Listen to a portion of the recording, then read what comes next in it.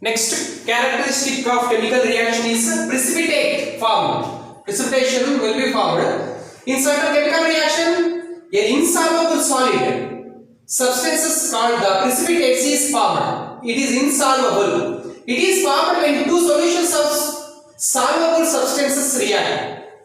Two soluble substances will be reacted with that. The product will give the insoluble solid, that is called as a precipitate. Let us take an activity in order to understand after that examples. Activity: different reactions between the two solutions resulting in formation of a precipitate. Two solutions, different solutions will be mixed together, then final product will give the insoluble solid, then the precipitates are formed. The precipitate formed in a chemical equation is shown with a arrow pointing downwards. Precipitation formed in the chemical reaction, that is in the chemical equation, we are represented by the arrow downwards. Gas, we are representing the upwards arrow. The downward arrow is nothing but it is a precipitate. So let us take an example. Silver nitrate AgNO3 plus HCl, hydrogen chloride.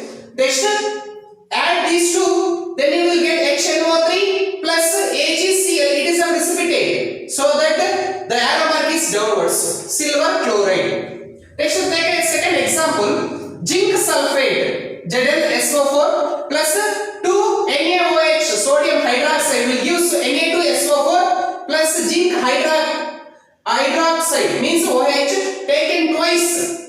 ZnOH taken twice, it is also precipitate, so that we are representing the arrow downwards.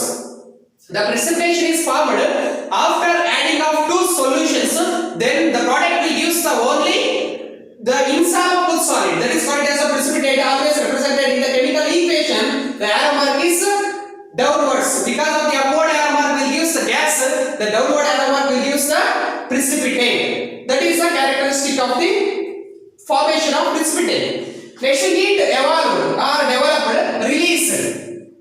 It is also one of the characteristics of the chemical reaction. In certain chemical reactions, energy is either absorbed or released. Absorbed is something but it receives the energy, or released. Energy is released means here the heat energy. Hence, two types of chemical reactions are seen depending upon the energy change. Depending upon the energy change, there are two types of the reactions. One is exothermic reaction. Next, second one is something but the endothermic reaction. Exothermic reaction means a chemical reaction in which heat is evolved or released.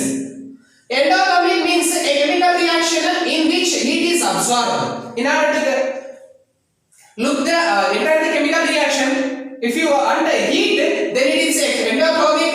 Exothermic is something but the heat is evolved or released. Let us take an activity 8. You can see the activity completely in an exothermic chemical reaction, especially in the exothermic means here the heat is released will be always denoted by the plus delta. Plus delta is nothing but the heat is released. At the end of the reaction represents the heat evolved. At the end of the chemical equation, you should represent plus delta means heat is evolved or released. Let's take an example for that. One is calcium oxide CaO plus H2O water. It will give the calcium hydroxide CaOH taken twice plus delta means heat is released. What type of reaction it is? Exothermic. Next, take another example. 2H2. It is a hydrogen molecule, oxygen molecule. It gives the water 2H2O plus delta is something but the heat is again released. It is also exothermic. So, my dear children, all of you read the textbook. I wrote one or two examples related to the concept. You should read and understand the concept clearly. Then again, next in the natural examples of the exothermic reactions in everyday life, rusting of iron. The reaction is slow and the heat evolved is very less, hence unnoticeable. Heat cannot be unnoticeable. It cannot be noticeable. It cannot be noticeable. So that rusting of iron, even though that also heat is released. Setting of cement. Even setting of cement liberate heat, hence the concrete structure are set slowly. The concrete structure it will take to settle because of the heat also released. Heat due to that one, the the entire structure will be set clearly, the complete concrete. Next, human body.